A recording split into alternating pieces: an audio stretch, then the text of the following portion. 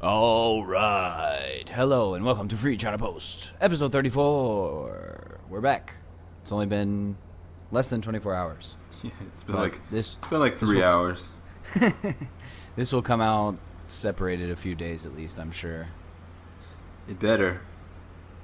We'll see. I mean, we need to be recording a lot more anyway, so. I talked to some Taiwanese folks today about being on the podcast.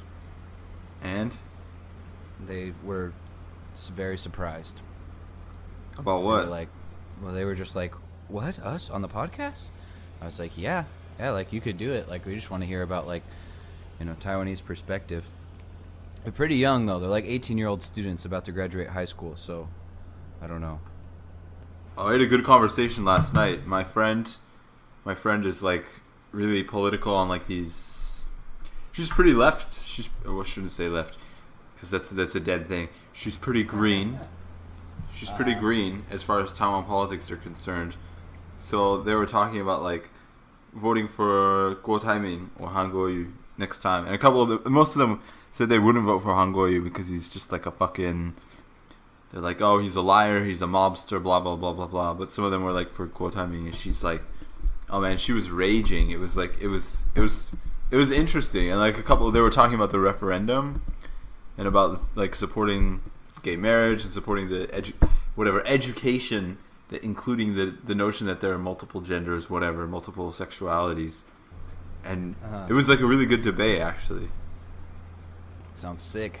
It was interesting. I've never seen because these are pretty local guys.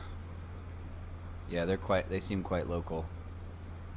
Yeah, but interesting. Yeah, it was really interesting.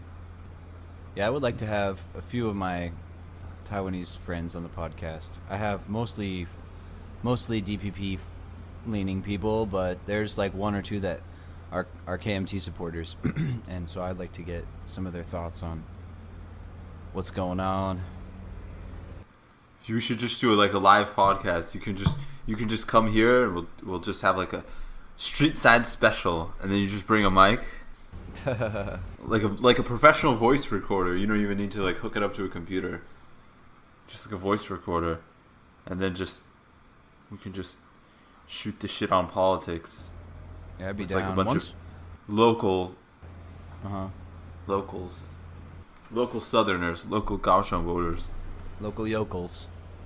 If like once we're back in the same city in the future, it would be really nice just to have some, like the mic I have right now is like a basically like a studio mic that has like the actual mic input. So if we could record locally, we could straight record onto like an actual recording device, and it would be way easier. We could use multiple mics in one place because you can like turn down the volume of the microphone, so you can get it so you can record multiple different voices from multiple sources without them picking up each other's audio, which is nice. So wow. Yeah, buddy. I heard the north is gonna have some bad weather soon. Don't put that bad juju on me, dog. That's terrible. I don't want any more bad weather. That's what's the Zhongli Ren is saying. Unless it's a typhoon, I don't want any part of that. You don't have a fucking choice, Jordan. That's true. I mean, hopefully Terry Guo prays to Mazu and we'll be okay. We'll see. That's really fucking funny. We're due for it though. We've had really nice weather recently. Yeah, we've had pretty good weather too. Me and Danny went up to Mato the other day to go to that hell temple. That was pretty cool. Yeah?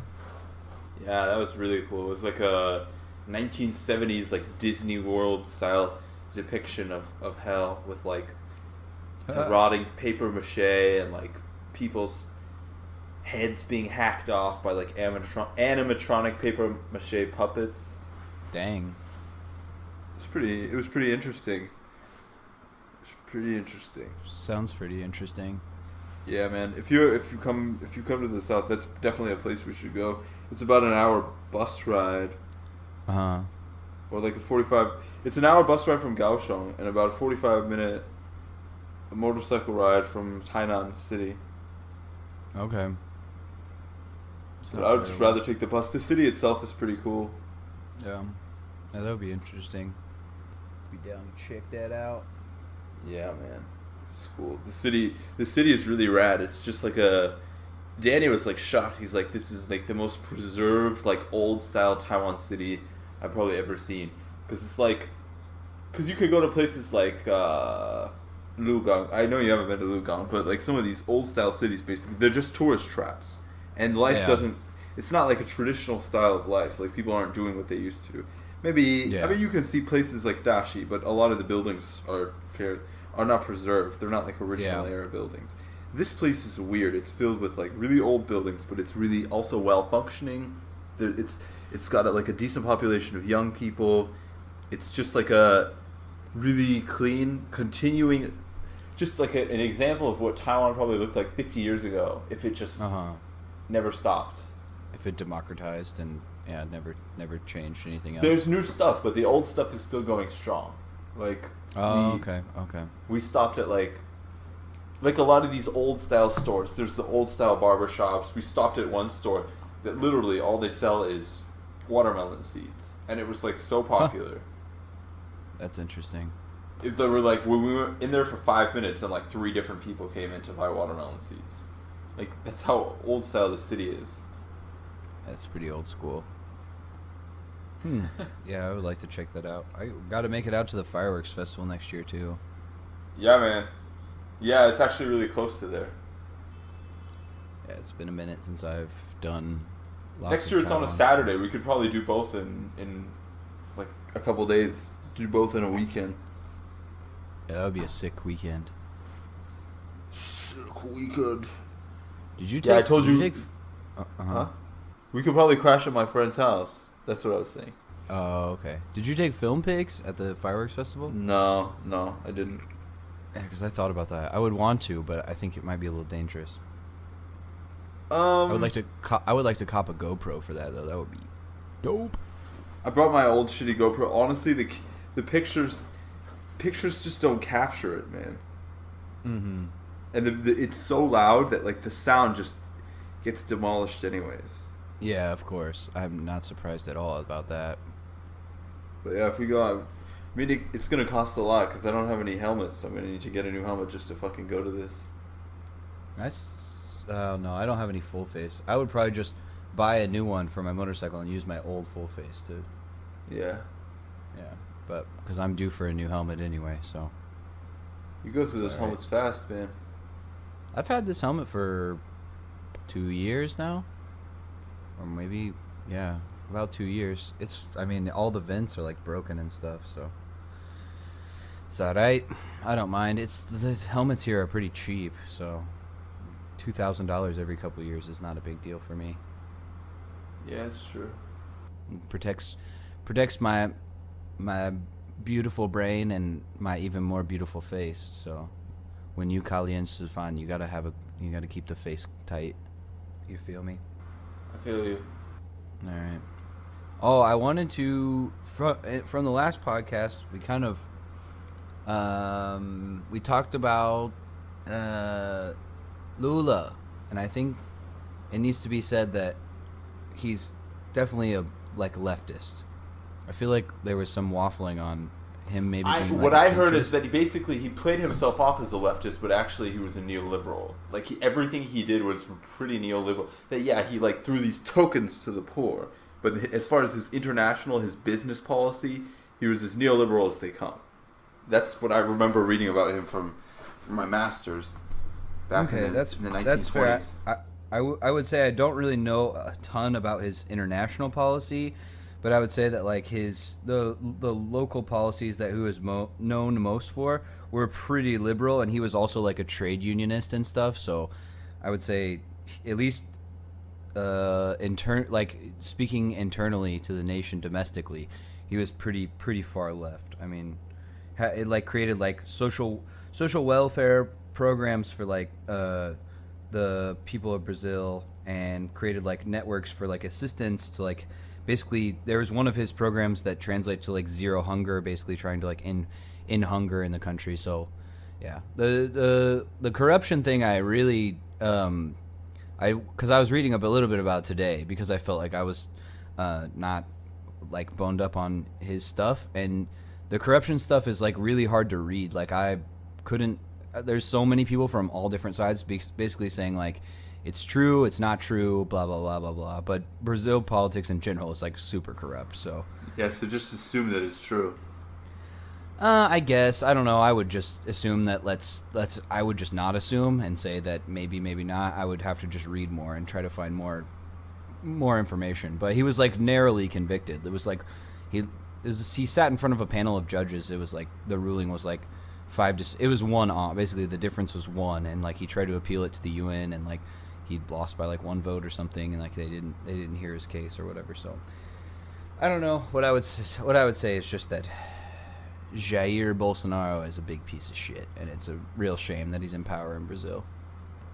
But I just wanted to clear up that I at least domestic policy wise, I do think he's pretty left, and came from like a pretty poor background and stuff, and it seems that his policies were pretty left. So I didn't want to leave that word doesn't unstated. mean anything. He's pretty progressive. He's pretty Is that a up. word? He's pretty up. Can I still use the word progressive? No. Okay, what words can I use? He had policies that helped regular people quite a bit. Some policies, some of the time. Yeah, you could say that about everybody. So okay, Except let's Trump. we don't need to we don't need to continue on with that. Like I think we both kind of said our pieces, and it's maybe we'll return to it at some point. Well, so how do you feel about Handsy Uncle Joseph? Oh, I tweeted about that today. I'm trying to just be a troll, but nobody's reacting to my angry nonsense tweets. It's really irritating me. I think I need to go harder and use more profanity. Sometimes it takes time, and sometimes you have to go really hard because there's some like borderline. Did you see the shit that I was posting on Breitbart, man? I'm trying to I didn't see it. Out Christian the Christians with this. What did you post? I didn't see this. I called Sarah Huckabee Sanders. I said, lying heathen. She has forsaken the Lord for an idol, which is Donald Trump, a wicked and sinful man, and she has betrayed her country for her ambition and in her hubris. And then I did hashtag Trump is a Manchurian candidate. I did see that, actually. I liked it. I can't remember if I shared it or not, because... No, you didn't share it. I'm sorry, I didn't share it. And then I did another one. Donald Trump and Mitch McConnell will burn in hell for the blood on their hands. This is on Breitbart's Twitter. We subsidize these elitist doctors with our hard-earned tax dollars. Why shouldn't we demand that they return the favor and do their duty, which is treat the public? Hashtag God's children. Ooh, nice. I'm trying to out religion the Breitbart religious folk. Good luck, man. There's some crazy people on there, and I'm happy to start a war. I'd love to see it, and I'll participate as well.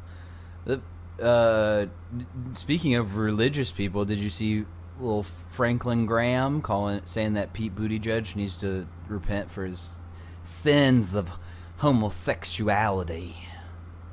No. Wait, hang on. Let me send a really nasty tweet right now about Melania Trump. Oh my god. You talk about it while you're tweeting it. I want to hear what you're going to say about that nasty woman. Oh, yeah. What did you send?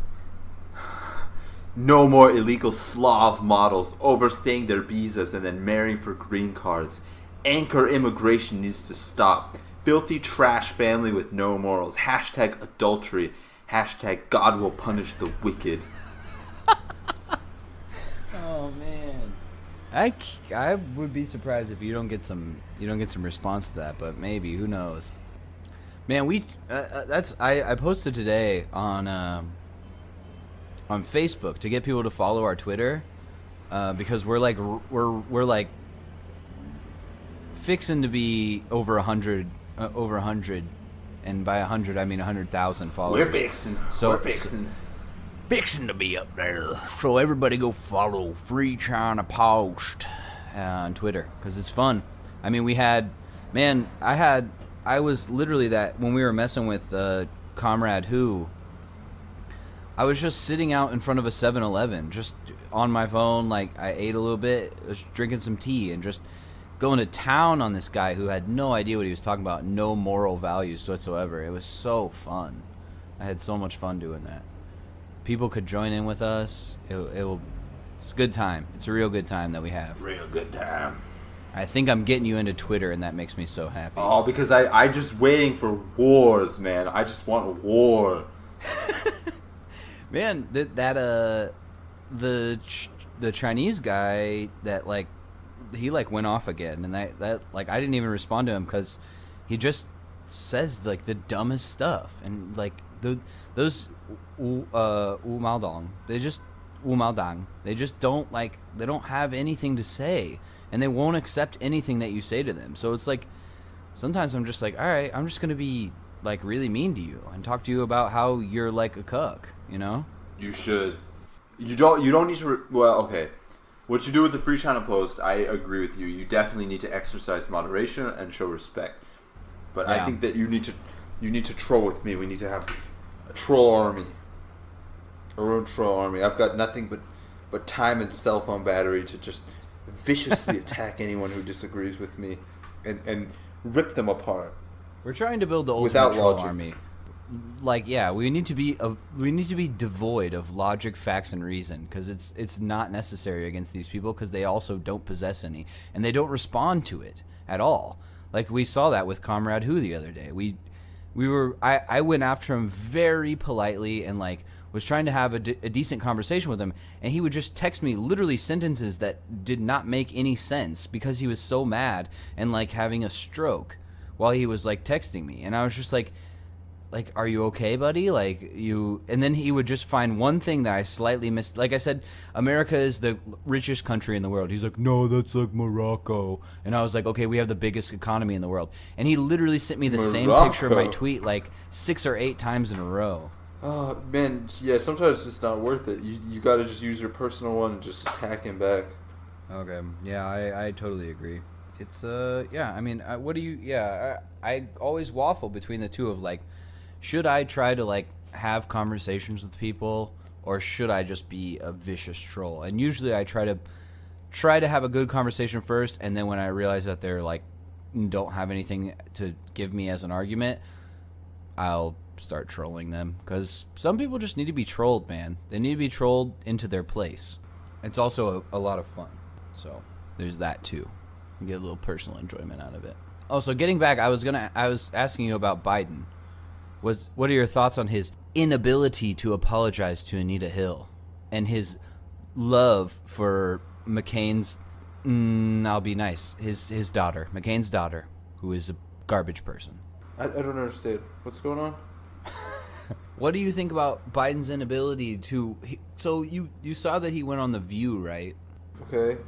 And then he basically like refused to apologize to Anita Hill for like the disgusting way that he questioned her, and like basically refused to let people join in the conversation. Like he refused to like give like for witnesses to come in and testify to like basically back her up. And, like treated her terribly and like who? allowed gross questioning. Anita Hill. Oh. So he like basically refused to apologize on The View. Like he was like, I'm sorry for the way she was treated. And one of the hosts, I don't know who, they're all the same people to me, was like, did he treat her badly? What did he say to her? I don't have any of the exact words, but he definitely like ran it very shoddily, and also refused to allow witnesses that would have corroborated her testimony, essentially. You talking about Joe Biden? Yes. Why would Joe Biden sloppily run an investigation into an assault from a nominee that was in another party than his own? I don't see the full context here, so I don't really want to make a comment because it doesn't sound reasonable. Well, basically, but like, okay, regardless of that, like he like basically refused to apologize to her. But if you don't want to talk about it until we do some more research, I don't know what his role was. Let me look up Biden, Anita Hill. Let me look it up from also I would say a neutral news source, because everything that's writing about it is like ultra left. Vox, The Guardian, Washington Post. Washington Post is okay, but it's probably behind a paywall. BBC. How Yeah. about BBC? Yeah, man, I don't trust the Guardian anymore. I think their shit is so slimy. I trust them just as much as I trust CNN. Man, the stuff CNN is doing with like the town halls for Bernie Sanders and stuff is like really bad. They're Yeah. not. CNN's not great. Okay, let me They're look. not a totally credible news source. There's no context. It's not clear what his role was in this. All that I can see is that he voted against Clarence Thomas, and that he did vote for the nomination to be moved out of committee to the Senate floor. But that's normal. Almost nobody doesn't get called to the Senate floor for a nomination. That's unheard of. I don't see. Did he run the committee? I don't see anything implying I think that. he did. I think I've saw things saying he oversaw the process, but I don't know. In what way? There's no clear evidence. That's what I'm saying. It's very hard to tell. So why are they pumping this fucking news without it? Like, I mean, this sounds like just nonsense. I'll read it to you. In 1991, Mrs. Hill was called to testify in Mr. Thomas's confirmation hearing after an FBI interview with her was leaked to the press. The hearing was conducted by an all-white, all-male panel. Several women, apparently willing to corroborate, were not called to testify by Mr. Biden. Was he in charge of the committee? I don't understand. If let's say there were 10 people on there, so he didn't call them to testify. Was he the only one who was calling people to testify? Was he the only one allowed to? Was he running the committee? That's the thing is, people are not making this very clear, which is kind of annoying. So, yeah. I would say what I think is that because he also like, I watched the clip. He clearly knows that like it looked really bad, and he's like in the wrong because he's just like and you can. I mean, he's had dozens and dozens of years in political life, so he should be able to talk on camera. But regardless, like, just the fact that he won't apologize, and he won't even if he didn't apologize, but he explained like, hey, I did all I could, and like this wasn't my fault, like I wasn't like the head of this thing or whatever, which I don't know, that leads me to believe that he kind of had some charge in this. And I've heard reports that he basically like refused to bring in other testimony that was offered, and he said, like, basically turned it down and said no. And I think that's what a lot of people are getting at. Why is nobody mentioning any of this stuff? I don't understand. All it says is that there's no details. We're just speculating. But like, why are they making a story about something that they don't have the details? They're not even willing to speculate about the details. It says nothing here. I really don't understand this. No. It's not like I really care about Joe Biden. Personally, I care about the way that this is being carried out. That everything is just like, they just try and scandalize every single fucking thing, even if there's like no substance to it. They're just trying to make news that like where something doesn't necessarily even exist. That's how it feels like to me. Not to say that he didn't do anything, but to say that he's not even being publicly accused of doing anything. Like, we're here speculating, but like, what is the accusation exactly? Because it's not clear. Man, this shit, like, I agree with you. The news media is shit. Yep. That's why we have our beautiful, beautiful news site. Yes. Yeah, I from reading a lot of this, it does seem like he at least had some higher up role in what was it? They're not saying coordinating like, it. But there's nobody says that. Nobody is saying that he coordinated it. Nobody is saying he was in charge of the committee. Nobody is saying he voted against letting them talk. None of these things are being accused. It's just saying that, quote unquote, he mistreated Anita Hill. In what fucking context? Give some fucking details. That's like saying, I mistreated you, okay? Yeah. And you have deeply. I'm offended. You should be offended. I'm mad, gosh darn it. Gosh darn it, I'm ticked off. I'm really ticked off. And it also hurts the case for people who want to be in favor of it, like us, who want to make that argument. And I lean towards the side that it does seem like he did something wrong, but I agree with you. Like, I would like to see more like concrete things that he did, as opposed to just not apologizing. I think also his lack of apology is also telling about how he doesn't really care. But it's not. Yeah, I agree with you. It's definitely not enough, and it also allows for the other side to be like, there's nothing here. Like, you're not saying anything, and obviously the coverage from like Fox News and stuff is not. They're not going to say that. They would probably go. The thing is, they will probably go along with it too, is because they want to make him look bad too. They don't want him to win. They're probably not going to say anything. Just watch the Democratic Party eat itself apart. Yeah. Great fucking job, guys. Yeah, probably. But I will say, from that same thing on The View, is just showing how buddy he is with Republicans, how much he loves Republicans. The fact of the matter is, it was followed on by a guy who's a decent guy, our vice president. Loves rich people and like powerful people. It was just him and Meghan McCain going back and forth.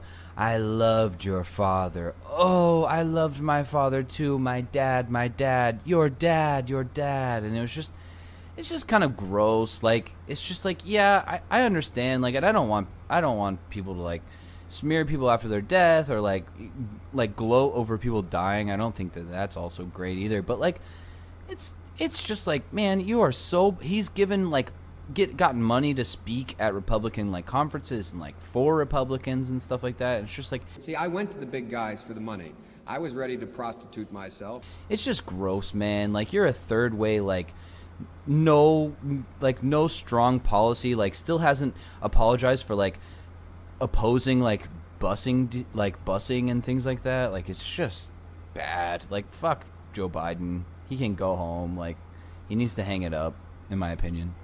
I mean, it's a free country. It's a free country. He can run, but I don't like him, and I don't think he has any good policies. All he does is he's an older Pete Buttigieg. Part of where the left and the center left have gone wrong is we've been so policy led that we haven't been as philosophical. We like to think of ourselves as the intellectual ones, but the truth is the right has done a better job in my lifetime. He just says, let's lead with our values, and we're stronger together, and platitudes, cliches. This is fun. We're going to bring everyone together, and these are not the values we're standing for. Like, I will not stand for Trump. He says mean things in his tweets. Well, and it's he just does. like, yeah, he does, but who cares? I don't really care if a president says mean things in their tweets if they're a fucking good leader. Trump is obviously not. Like, he's a piece of shit. I agree with you in principle, but I think that's fucking inappropriate. I think this stains the office of the United States fucking presidency. I agree with you, but go ahead. I'm sorry. It's not a dichotomy. It's not like we have to pick between a wonderful president who says bad tweets and a bad president who doesn't tweet.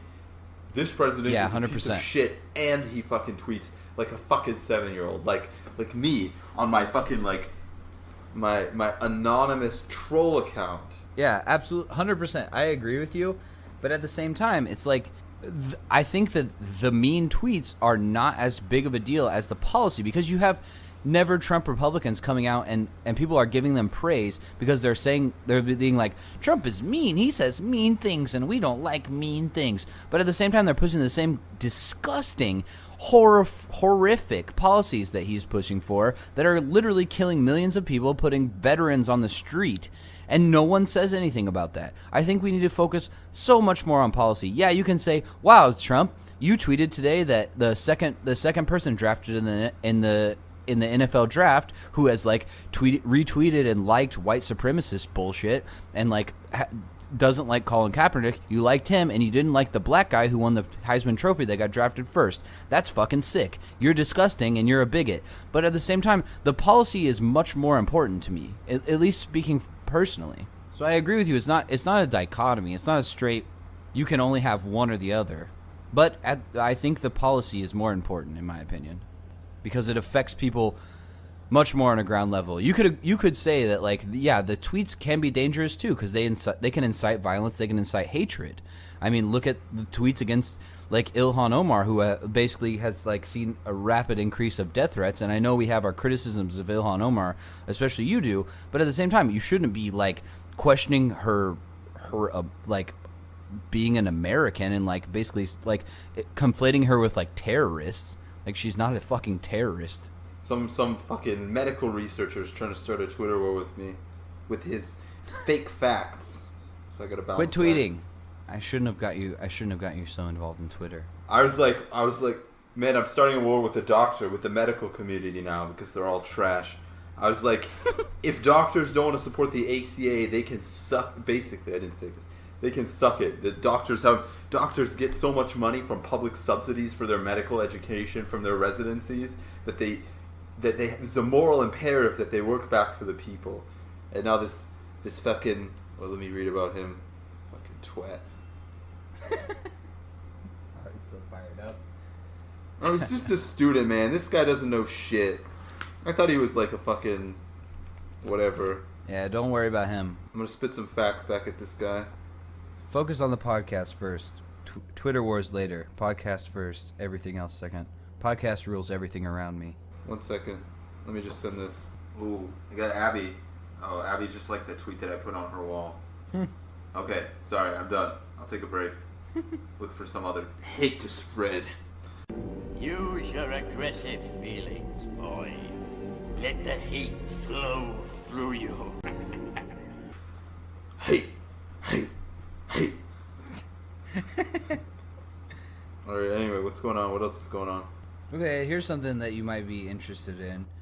The whole situation basically going on in Hong Kong right now. So, for anyone that doesn't know, Hong Kong basically took up, or was like kind of forced into a Threesome. yeah, well, With Macau and China. a twosome basically, but basically, yeah, a one country two systems type situation, and basically, which is what some of the stupid, uninformed, or possibly just China-backed leaders in Taiwan have proposed, and now basically China is taking over. Hong Kong is essentially done. Like, I hope they're not, and there's a lot of protests and things like that, but it's not going well over there. Like, a lot of the people who are leading the umbrella movement, or who led the umbrella movement, which was basically like a push for democracy in Hong Kong, just got jailed. Like, I believe it was 9 leaders. One of them was some of them are like religious leaders, social leaders, things like that, professors, basically just got sentenced to jail for nonviolent protest. And that is exactly what's going to continue to happen, and what will happen also in Taiwan if stupid assholes keep pushing for stupid, idiotic policies like this. So, what are your thoughts on Hong Kong and what's happening right now? I haven't heard this news, but it hasn't been good there for a long time. It's a very anti-democratic place, and it's basically run by money. So it's an basically oligarchy. the Atlantis of China. They're so caught up in their money, and they care so little about democracy. They're just gonna sink back into the ocean from whence they came if they continue this. I think that's true for a lot of the leaders. For the people, I'm not sure. I would like to look into that. The more, people are, some of the people care, but most of them, man. I don't know about most, man. There are huge, gigantic protests that have happened. Like, the umbrella movement was huge, and there are also a huge amount going on right now. It's true that there were big protests, but actually most of the population was against the protests even taking place. Like, if you looked at the poll numbers, they just don't have democratic values, man. All they care about is money. They're just greedy people. They're gonna really regret that when they no longer have any sort of press freedom or anything. Like, there are literally, like, there's a bookseller from Hong Kong that was like selling, and he, I think a lot of them, it's just like Taiwanese. He just fled to Taiwan. They're laboring under the delusion that Chinese money is gonna, like, basically keep them running while they continue to see, like, you know, the uniqueness that made Hong Kong quote unquote flourish, but it only really flourished for the rich people. They think that China will help, you know, keep the flame alive, but it's the exact opposite. China really doesn't give a shit about sustaining Hong Kong. Hong Kong is just a difficult little piece of shit island. Now that China's economy has grown, Hong Kong is no longer important to the Chinese. They just don't want. It's only important to them for basically for symbolism. as a port. Well, for a port as well. Yeah, but they can. But the port of the ports in Guangdong could easily replace Hong Kong. They could nuke Hong Kong today, and, like, nobody would care in China, basically. Yeah, to them it's the true. symbol. They don't want political problems, but they really, economically, it's just like a drop of piss in a giant bucket. They don't really give a shit. The issue, though, is China, from the numbers that I've been seeing, is actually not doing that well, and a lot of their numbers seem to be totally made up. That may be the case. Their cash reserves seem to be essentially empty, but they're still posting like 6% like GDP growth and all this stuff. And at the same time, they just and the UN they just kept their status as a developing nation, which is ridiculous. Yeah, because they're trying to cheat their way out of all the fucking environmental agreements that they were supposed to be pushing. Fucking Yep, and that's one thing that I will say that the Democratic candidates could get better on. Like even Bernie Sanders himself, like he said recently that like we have the most people incarcerated in the United States, and I think that's kind of true. And like it's a thing that we need to harp on, and we need to. When he was talking about like letting people like vote basically, and we had this conversation on the last podcast, but the point there is kind of correct. But if you include like the upwards of 2 million Uyghur Muslims that China has, and all the political prisoners and stuff that like basically don't show up on the books, China is the biggest jailer. So it's a little bit of a misnomer, and people need to start taking that into effect, and they need to start talking about these things as opposed to either, I don't know if they're ignoring it, they're just ignorant of it, or they're both. They don't care. I don't know. It just depends. It probably depends on case to case basis. They're afraid of China. They shouldn't be, man. It's a big country. Yeah, they have 1 billion people, but it's a garbage country, man. It really is. They're all pussies. They're not powerful, and we could shut it down essentially overnight if people had a fucking backbone. And I hope that some people grow one, but the prospect of Chinese money is a little too strong for people. Hell yeah, brother. Yeah, brother. Boycott China. But I think people are moving in that direction. It seems that, I mean, the imports from a lot of countries to China are going down. Like Japan, Korea, those countries are not fans of China. I mean, Korea especially. Like, China is basically why North Korea is surviving. And so, obviously, you're not going to want to do that. And everyone wants to push their own intellectual properties, you know. So, I mean, Taiwan has ASUS and HTC, and Japan has Sony and its corporations, and you know everyone has their own stuff that they're trying to push now, and we don't need China anymore. Like the labor there is getting more expensive as the quality of life rises for some people, and people are moving to Southeast Asia, and China is going to take a hit off that. We'll see what happens, man. I hope they take a huge hit. I hope they crumble and it gets destroyed. Disgusting, brutal, dictatorial fascist government that should not be allowed to continue. All right, what else is going on? What else have I read about? I mean, there's a decent amount going on in Taiwan right now. Oh, also in Hong Kong, I would like to add that they're trying to pass a extradition treaty to China, which is an awful idea. There are huge protests against it right now, and everyone should be protesting it because it's disgusting. I feel like if Hong Kong isn't willing to like fight for their democracy, then I don't know. I don't know what the role for the world is. I think there are a lot of people fighting against it, but there are probably also, I would say, a lot of people want to fight against it. There's probably a lot of people that are just super apathetic because they don't know what they can do, and or they feel maybe they'll benefit from China. And then there are the rich elites that know that they're going to make money off China as long as they keep their mouths shut.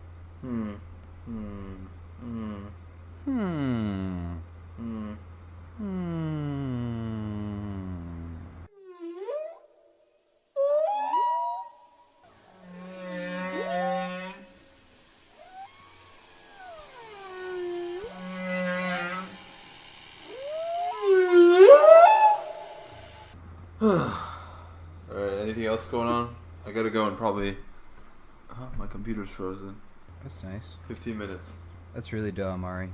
I gotta do work. I gotta do, I gotta do work, most importantly. But I also have laundry that I need to finish. Anyway, so what's the other issues? Let's talk issues, man. What issues do we want to talk? I mean, we can talk about, yeah, I mean, the election is interesting. I don't know, like, a lot of the problem is there's a lot of it is devoid of ideas. Like, you have a Buttigieg who basically doesn't have any policies and brags about it. I'm an empty vessel waiting to be filled with Donald Trump semen. Well, he's claiming, yeah. He, Yeah, that sounds right. I don't know. I don't know about Donald Trump. I think he has some disdain for Donald Trump, but he is an empty vessel. I'll Waiting give to you be that. filled by Hillary Clinton semen. I don't know. I can't think of any. I mean, any real policies that a lot of people have put forward. I mean, Liz Warren put forth her forgive student debt policy, which would forgive basically all student debt under $50,000, I believe, and over $50,000 would basically greatly reduce it, and or it would roll back the interest rates essentially, from what I understand. Wait, what would roll? I don't understand. Elizabeth Warren has a plan basically that I think it's anything under $50,000 it would totally forgive, and anything over $50,000 would be like greatly reduced. I'm not sure how I feel about that. Why? I think that the interest rate should be reduced, but I think that debt is debt. Doesn't mean it's rightful debt. Like, school shouldn't cost that much. This is a sensitive topic because you have student debt. I had student debt, but yeah, like for me, man, I worked my ass off to pay off my student debt. So for me to sit here, like all these years later, and now hear that there's a proposal that people basically, I was just born at the wrong time, that if I had taken out $50,000 in debt, I could have just milked the government for money, and that now, if I had just been born in this 1 year in this one time, it's just fucking all erased. How is that fair? How is that It's not fucking fair, but it's also not fair that people have to pay that much in the first place. I completely agree with you. I feel like it's a little bit of a selfish idea to just say like, well, I did it, so everyone else has to do it. It's like, that's not really like, I don't think that's like a fully fleshed out argument. The opposite argument is not fully fleshed out. The idea that I have a lot of debt and I was born at a rich time, so I don't have to fucking pay for school, even though other people did. That isn't well thought out. I don't understand. No one should have to pay exorbitant rates for college. I already did. So, I already paid for school. So fuck everyone else. So fuck everyone else. Is It's what not you're fuck saying. everyone. People. Yeah, it is. People- It literally is. It Are is. you joking me? Every person who goes to university makes a rational choice. They say, I'm going to take out this amount of money. I signed a contract. I'm going to pay this debt back. How is that fucking someone over for an agreement that they made about money that they wanted to go to a school that they chose to study something that they wanted?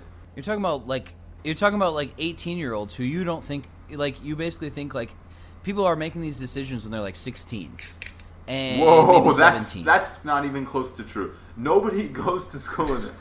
Like, come on, man. Yeah, but you make that decision when you're 18. So, or 17. First of all, I completely agree with you that schools should not be this expensive. But I think that to retroactively cancel debt is unfair. It's just like amnesty for committing crimes. I think that everyone should face the same set of rules, same set of justice. And I think making an exception for a specific time, making an exception for a specific group of people is by itself unfair. So you think if we legalize marijuana, or at least decriminalize it, you think all the people in jail for nonviolent marijuana offenses should stay there? That's a false equivalence. What you're just talking about? How is it different? Marijuana is a crime. Okay, this is talking about you're taking something that you consider a crime and saying this is no longer a crime, versus saying that that debt is no longer fair, that the tuition is too high. Then tuition should be reduced. It is, and you agree with that. So Yeah. So even though we're changing the system, I should still have to pay for that, and it's easily paid for by the U.S. government. There's a tax policy that she has implemented she has offered that would easily wipe the debt slate clean. There's currently over $1 trillion of student loan debt. Great, that's a discussion that should be had. Then we can discuss that after they've reduced the tuition. The tuition hasn't been reduced, and that's probably itself is not even that's the non-starter to begin with. Because again, going back to the discussion we had before, tuition is set by the fucking states, not the federal government. The federal government has no fucking ability to control state tuition at state universities. Period. So this is not even like a fucking rational issue to be put on a presidential debate stage. This is another fucking case of the media making controversial nonsense topics about policies that will never fucking happen because they're constitutionally illegal. It's still, I still think that erasing student debt would balloon the U.S. economy. It would give people like thousands of dollars extra every year that they could spend into the U.S. economy. That very well may be the case. That very well may be the case. Why? So how about you just? I think it's just a.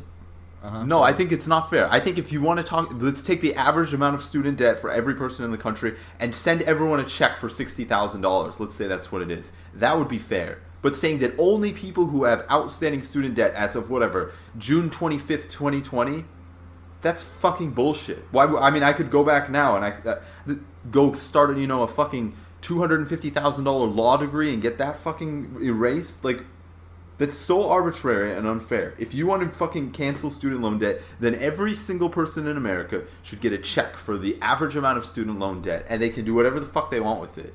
That would be fair. That I'll agree with. But no, saying that a specific group of people at a specific set of time get a bailout, that's as bad as the bank bailouts. That's as bad as the corporate bailouts. No, it's not anywhere near as bad because people aren't doing this in bad faith. They're doing what they think they have to do and what society tells them that they have to do. Society doesn't tell...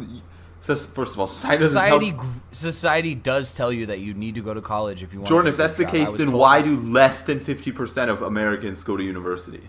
Because I think a lot of people just don't have that option, or they feel like they don't know how to do it. There's a range of reasons why they don't do that, but I think that the vast majority of people that go to college and a lot of people that go and then drop out they feel pressured into doing that, making that decision. And if you don't have a college degree, there are a vast number of jobs that you can't get, even though college doesn't really necessarily help you to do better. I think you and I grew up in like a different kind of culture, but like a lot of people don't even share these values. They think that college is a fucking waste of time and a waste of money.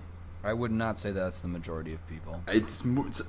I wouldn't say, I don't know if it's the majority, but more than 50% don't fucking go to college. That's a fact. That's fair, but I mean that doesn't mean that they don't go to some sort of school. I mean, other people go to trade schools and things like that.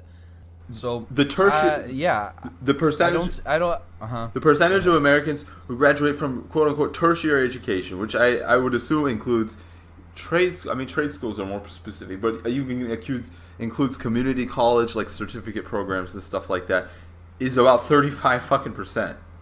And that's people who complete it. So I'll grant you that maybe, a good portion of those people went to school for a couple of years and didn't finish. So let's say 50%. I'll grant you an extra 15%. The majority of Americans don't go to fucking university. But I don't even know why we're on this topic. Why did we start this again? Because of Elizabeth Warren's... No, I mean, why did we talk about how many people go to college? Oh, the culture. We're talking about the culture. Why people feel the need to go to college. Yeah. Yeah, and I think that it's still a good idea to erase student debt. Why erase student debt? Why make it unfair? Why just not give a check to everybody? Because that's a ridiculous policy. You rail against policies that are never going to get passed. This is a policy no more that, ridiculous. A lot of people. Nobody agrees with this. Nobody. Yes, they do. Yes, they do. A lot of people are in favor of forgiving student debt. Show me a poll. No one has come out in favor of just writing a $50,000, $30,000 check to every United States citizen. Okay. Show me a poll. Don't you think that it on its face is unfair? I mean, you can argue that it's unfair. It's not fair for people who have paid it off. That sucks, but it's still a better policy than not forgiving it at all. You're basically saying, I paid it off, so I'm going to burn the fucking bridge behind me and just say That's not burning the bridge. That's saying that people who signed a fucking debt contract need to do the same fucking thing as everyone else and pay their fucking debts. I agree with you. I think if everyone gets a check, then that's fine. If everyone gets the same fucking opportunity, but saying that, why 2020? Why? Because Elizabeth Warren is fucking president? Why not in 2011 when I was fucking working my ass off to fucking pay my debt back? It should have been. I would argue that it never should have been as expensive as it is in the first place. But I would argue better late than never. Better late than never, man. I agree with you. Tuition needs to be lowered, but you cannot just fucking You cannot, in all fairness, say that people who still have outstanding debt at this specific point in time, whatever, they're special. They get an extra $60,000 is more than I make in fucking 4 years. Like, that is fucking bullshit. That's 4 years off my life that somebody is getting that I'm not getting. Well, so then, yeah, that's so everyone that needs sucks, to get and I it, think or it's nobody bullshit, needs to get it. That is fucking tyranny, No. man. That's my fucking tax dollars. Yeah, but one, you don't pay tax dollars anyway, so that's I did. not really. Well, you did before, and so did I, but I would still be in favor of this. If Even that I shit had paid all happened, mine I off. honestly, I would Even- fucking renounce my American citizenship. No, you wouldn't. You're being ridiculous. No, because if I do, then I don't have to ever fucking pay $1 of American taxes again, man. That is such a travesty of fairness. You don't have to. Oh my god, man! Why are you so obsessed with like? Oh, it's got to be fair. Everything has to be fair. Are you in joking me favor right of now? Are you joking Are you in me? favor of Are you in favor of quality of outcome? Like what? That's No, what I'm it in is. favor It's of like a. I equality am of not in outcome. favor of equality of outcome. I'm in favor of equality of fucking opportunity. So would you be in favor of a policy for say for instance they were to get rid of all student loan debt and refund the average amount that like people had paid before if they had already paid off their student loan debt, or refund you 75% of the money that you had Why paid off in student 75%? loans? Why not 100%? If they did that, that's fine. Because if it was an average, because not everyone's the same and not everyone's getting their full student loan debt repaid. If you have too high of student loan or if you make too much money, then you're not going to get it all refunded based on her plan. I also think that that's personally unfair, because here's the thing, man. I made decisions for my life based on calculations about paying back student loan debt, man. I was looking at going to law school, and I said, there's too much fucking debt here, and I changed my entire life because I said, I will never be able to pay this back. So the notion that somebody who basically chose to go to, let's say, a program that's going to cost them $300,000. You know, they go to the most expensive fucking school, get everything paid for, live in the dorm, get free meal plans. That they get more government subsidy than I get because I decided to do the frugal, fucking practical thing. I fucking didn't eat for days at a time when I was in graduate school because I had no fucking money. I had flour and water, and I was cooking fucking bread because I couldn't buy vegetables. And I ate fucking flour and water 3 meals a day for weeks at a time. I fucking lived like a piece of shit. Why the fuck do I get nothing back, and somebody who chooses to go to a $200,000 school, an Ivy League shit school, gets more back? Fuck that. I would agree with you. That's fucking that's like not cool and it's bullshit. But the majority. Abby joined the podcast obviously because she's been in for a long audio's time, leaking in just here. listening to us fucking argue. Anyway, but it's. I but saw it's, when you joined, Abby. Be Abby. quiet, Abby. Abby, be quiet. What? So it. But the thing is, I think that's. I would say that the vast majority of people aren't those people. Not the vast majority. I would argue over 80% of the people that are going to those are not going to schools like that. They're going to schools that they think are cheap or they think are at least relatively affordable. I'm for not them. saying that they're So making decisions because they're under the expectation that this is going to be paid off. What I'm saying is that I made the decisions that I made because I knew I was going to have to pay back my fucking debt and how difficult that would be. And why should somebody? Yeah, and that was a smart decision, but not everyone has the foresight, and also not everyone has the guidance to make those. So sorts why of should I get decisions. penalized? Why should tax? You're not getting. You're not getting penalized. It's already over. You finished it. It's done. You're subsidizing somebody. Let's say somebody did that. Okay, they paid back their debt of however much, $200,000. They are gonna get a $200,000 refund, and me, because I lived like a fucking hobbit. Okay, I'm gonna get what? They're not. You're wrong though. They're not getting especially if they make more money. They will not be getting that much in return, and also they will not be getting $200,000 paid off. There's a limit, which I believe is $50,000. So there's a limit to the amount of money that they will pay off. So if you made a fucking stupid decision to go to Harvard when you're and take all of that out in loans while you're a poor person, you are not going to get all of that repaid. Well, you're going to get it all forgiven. Don't say that. So they basically got... No, you're not. No. It's not complete forgiveness. It's forgiveness up to a point.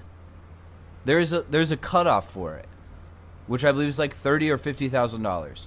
First of all, this is completely arbitrary. But I think from top to down, I completely fucking disagree. I think you can take the average student loan number or whatever and give it to every fucking American. I think that would be no one is in favor of that. No one is in no favor one of is- student loan.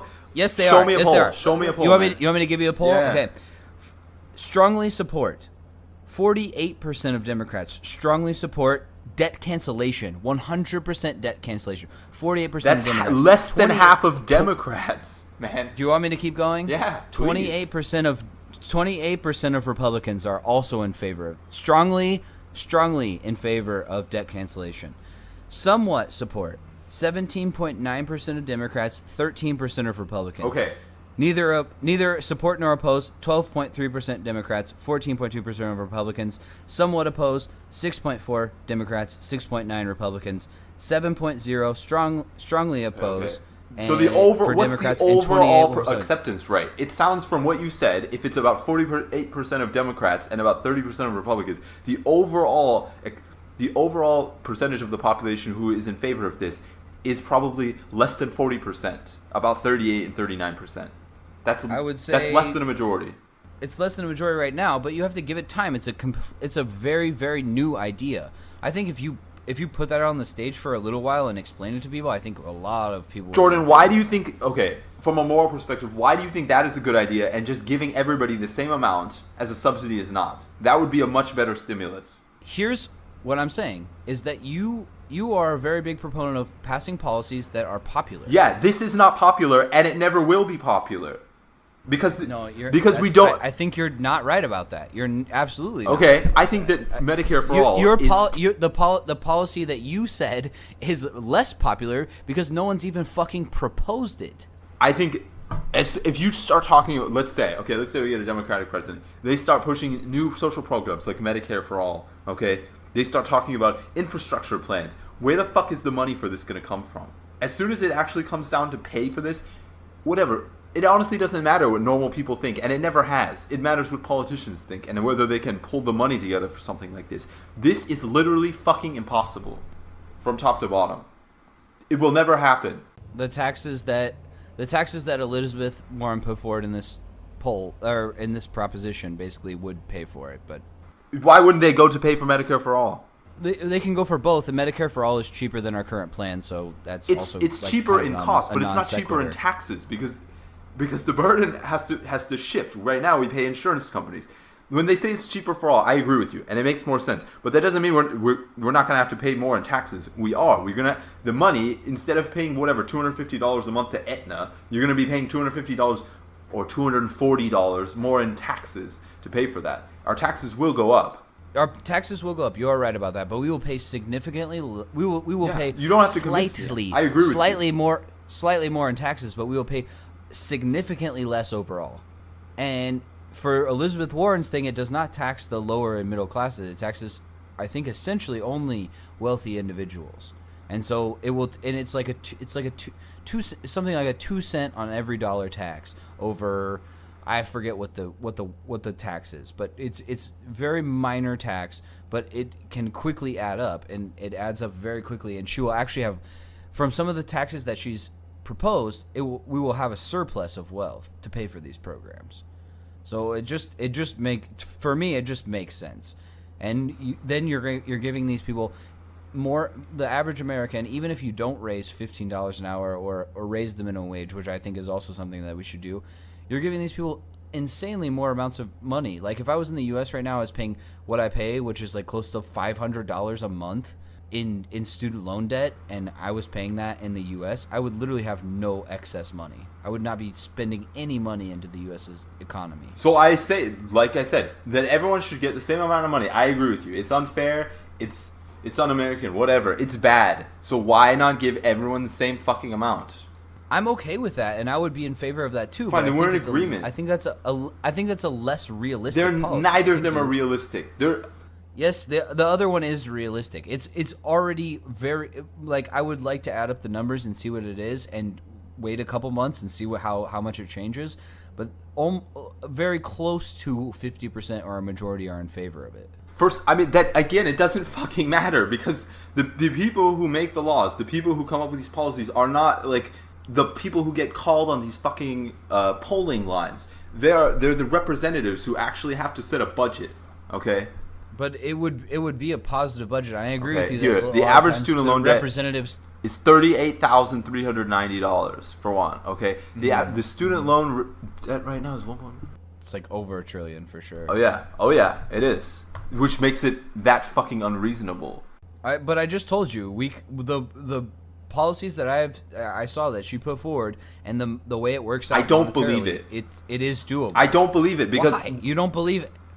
Because every fucking politician comes up with bullshit calculations about how their tax plan is gonna revitalize the economy and that tax cuts are gonna fucking like increase government revenues and there's gonna be all this extra money. We haven't had a fucking surplus in 3 decades. It's all bullshit, man. Every fucking politician gets people to tweak the numbers and come up with flat out fabrications. There's no fucking way, man. If we could come up with an extra $2 trillion just by raising the taxes, then I'd be happy, okay? But I don't believe it.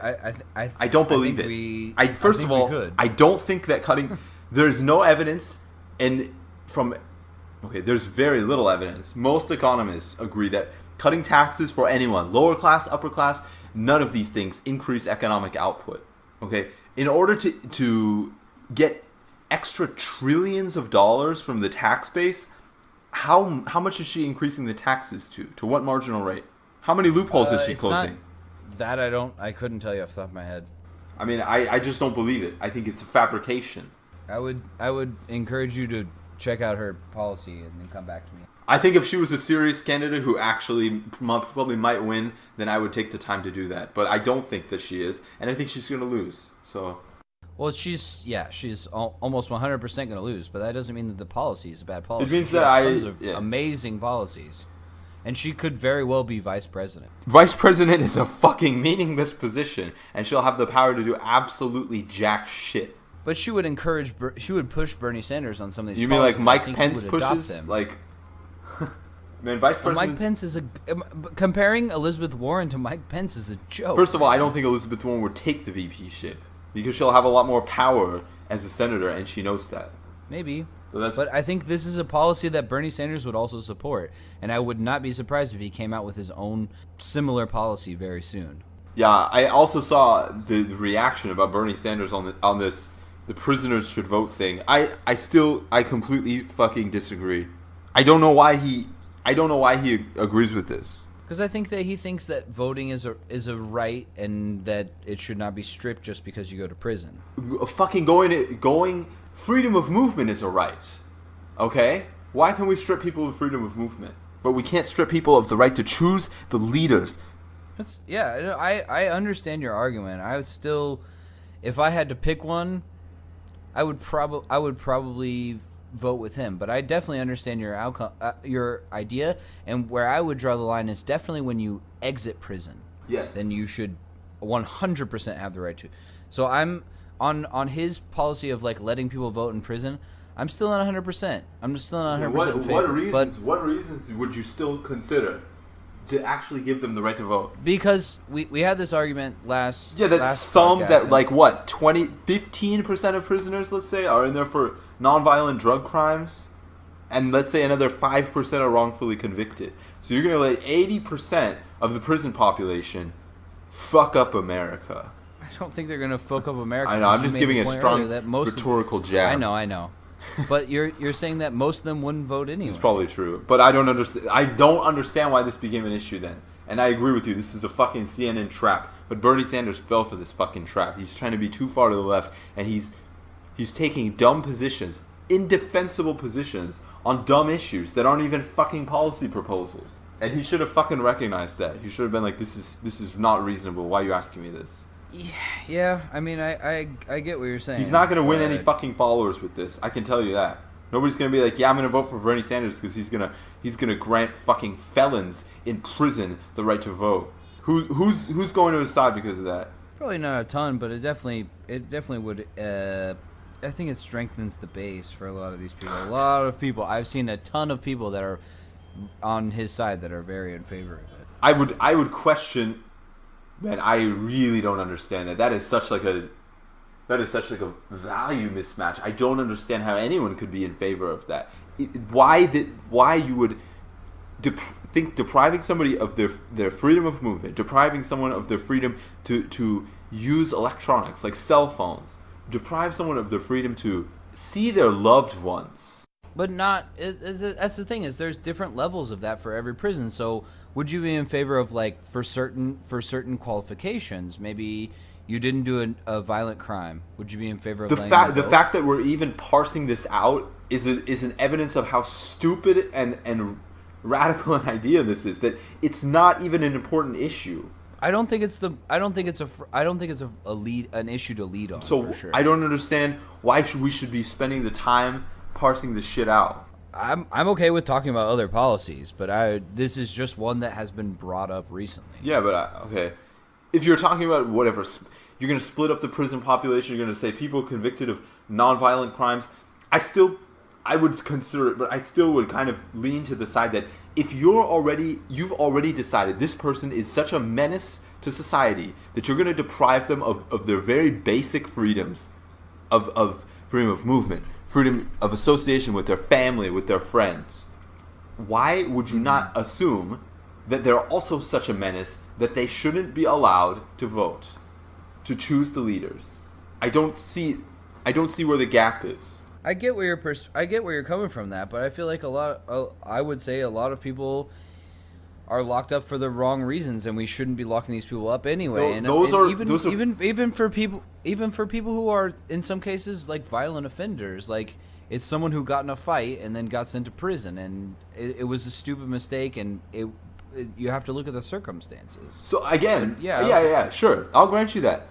Then that's a prison reform issue. Okay, do you think they should not? I agree. Do you think they should not be in prison in the first place? I don't. Nobody who gets in a bar fight goes to prison unless they're like breaking someone's neck. Generally. Yeah, but it's pretty. And again, I don't endorse like fighting. I don't think anyone should be fighting. I don't think we should have any violence whatsoever. I'm totally against violence in general. I don't think that should have to be said. Okay. But I will say it. And but yeah, I mean, there are people who get in like stupid fights, especially. But those people don't end up in prison. There are man. people who, some of them do, and rare.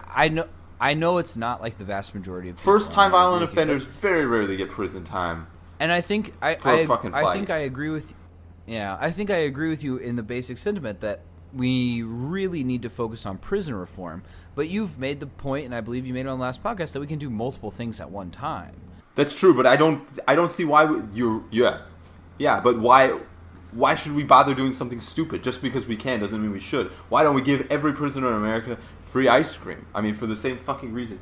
It doesn't fucking make sense. Why should they be given the right to vote? I still don't hear a reasonable argument. Free ice cream, number one, has dairy in it, which is terrible for your body. Abso-fucking-lutely. Second of all, it's just because it's the right to vote, especially for people who are people who are put in prison via nonviolent drug offenses that should be able to vote in favor of like helping them get out of prison. The reason they were put into prison in the first place is the concept of prison, I assume, is that these people need to be desocialized, that they don't have the capacity, whatever. Some of them consider it punishment, but the way I would consider it from the perspective of rehabilitation, that they need to be retaught how to function socially within a society. But we have private prisons, and literally almost 0% of prisons actually rehabilitate. I completely fucking agree with that. 100%. The concept, if we're talking about this from like a values perspective, the concept of prison, that it should be rehabilitative because people have some social dysfunction, that they need to be, and I don't agree with the old penitence concept, but that they need to like, whatever, reevaluate their lives. That doesn't scream to me a person who's going to make good social change. It's a person who's going to be self-fucking acting. They're going to vote, to reduce prison terms. They're going to vote for the person who promises to give them more shit in prison. Whatever, by and large. That's what I would guess. They're not going to be voting because, they're socially reawakened just by being slapped in a prison cell. I'm not in disagreement with you, but most people vote in their self-interest. They're not voting for the country as a whole. As many people I I agree want to with say you. they're patriots Yeah. as they are. They're voting Fine. for self-interest. Then if you accept that, what is the social benefit of allowing another group of people who have already been deprived of another series of very crucial rights, giving them an additional right that's going to further reduce the strength of people who didn't commit crimes? Every vote that they make is a vote that counts against a lot of people have ours. committed crimes that don't go to jail. There's a lot of people that go to prison that didn't commit a crime, or that committed a crime, or there's a lot of people that committed a crime that didn't go to jail. So it goes both ways. So we should just end the prison system? No. Of course not. That's an absurd notion. I think that, and anyone that thinks that we should totally abolish prisons in the current situation that we have is not being a rational actor. But I think that it would at least it invites them to rejoin society and like to be part of this process that we have and this democracy, and to feel that they are again a part of society. Whereas right now they're totally like ostracized from society, put on the margins of society. You say you're a criminal, you're a bad person, and when they get out of prison, they also don't have that many options. So if you give them the option to vote, and also, it's multifaceted, of course. I think once they get out of prison, of course they should have the right to vote. But even in prison, if you give them the right to vote, and then you say after you're out of prison, okay, you've done your time, you're forgiven, like you're part of the society again, we welcome you back, and we want you to be a functioning member of society. I think that's a very good thing. And I think that aspect giving is good. people the right to vote.